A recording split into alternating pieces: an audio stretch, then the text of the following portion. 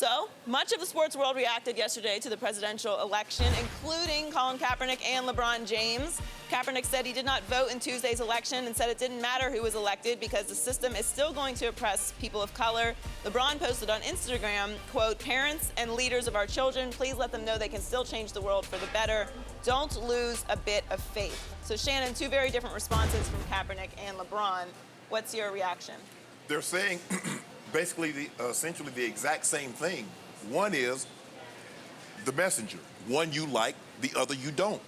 Colin Kaepernick's not voting doesn't change his stance. He's put his time, he's put his money, he's put his effort into this issue.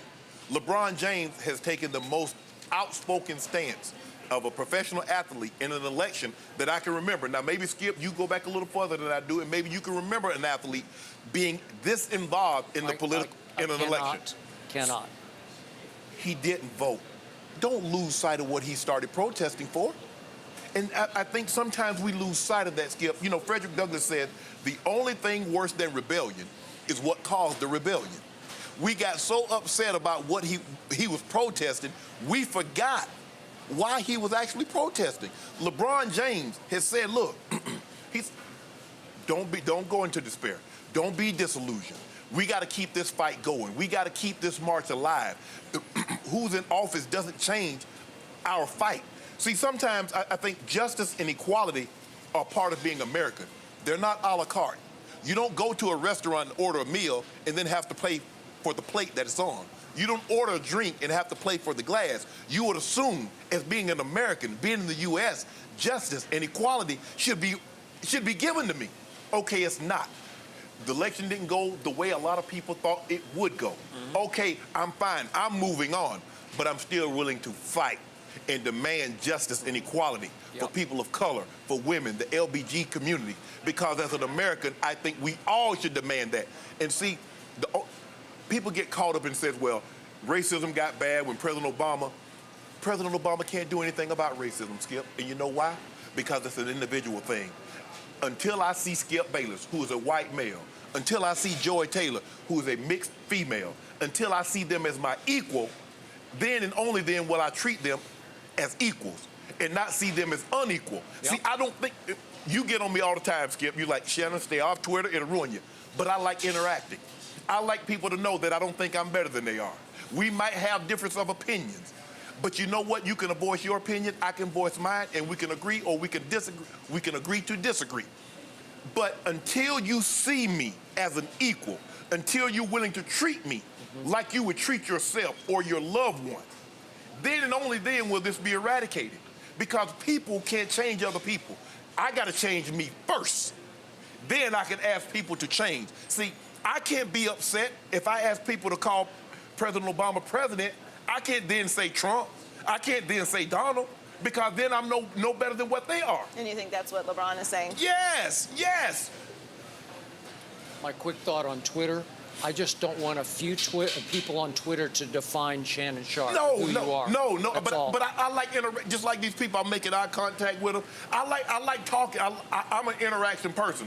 A lot of times when people see me talking, and even though like when I'm working out, Skip, or I'm in a hurry to do something, I might be in a hurry, but I will always take time to acknowledge them.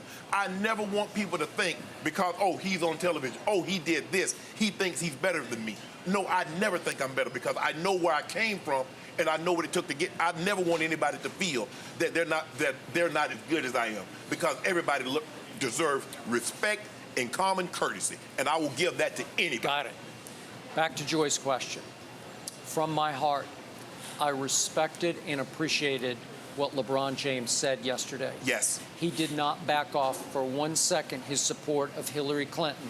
Not for 1 second did he express any new support of Donald Trump. Nope. All he said was he sent a very positive, hopeful message of don't give up. Yes, that's it. Whatever you believe, don't give up, and we know what LeBron believes. Right. And he's saying don't protest by striking. Stay with us. Stay with the cause here. I will lead you. And I respected that. Yes. I thought it was a great, strong message, and I appreciated what our current president said yesterday. We heard the remarks as we were going to the airport on the radio. Yes. and he was saying that this was he compared the election to an intramural scrimmage, which it was, because in the end, said our President Obama, we're not Democrats first or Republicans first, we're Americans first and patriots first. Yes. So LeBron, to me, is saying the same thing. He's going in the right direction to say, let's stay together. And I appreciated that.